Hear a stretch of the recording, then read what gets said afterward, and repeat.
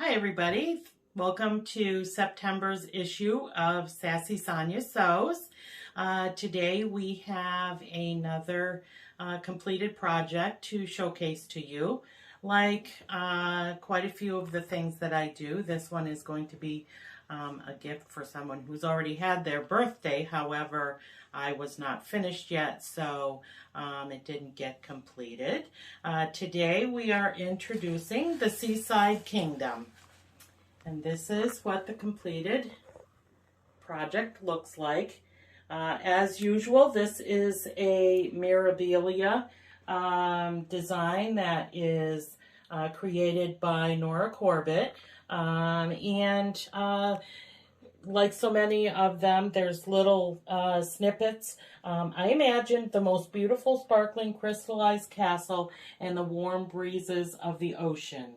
The Seaside Kingdom was created, a home of sand and feathers and seashells, threads and beads. This castle will not be taken by the rushing waves. It will be yours to enjoy.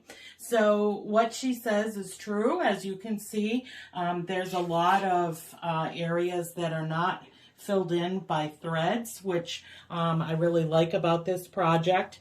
But yet, when I did the beading, I've learned to wait until the very end. You see that we have little treasures here, such as the shell. We have the little starfish. We have some leaves that the little boy is holding and lining the little pathway. On some of the turrets of the castle, you see that there's some specialized beading as well, and some little flowers. So this did take me a little bit of time to do the beading, but as always, the coloring I try to keep the same. I opted for this is actually an ivory color, 14 count Aida cloth. This is fabric that I got from the fabric basement. If you've seen our shows before, we did have one little snippet of where we took a little field trip to the fabric basement and showed you how that particular location has their fabric all represented. So I don't know if I've ever showed you, but when I do a project, I start to collect the supplies, and I get little. These are little floss holder bags, but I like to have little bags that I can hold all of the beads and threads. This obviously was much fuller before I did the beading, but this is how I organize all of my projects. And of course, everything goes in here. This is extra thread in case I ran out. The pattern actually does call for a ribbon, but I opted to not do that on the sewn finished project because I just liked how it looked.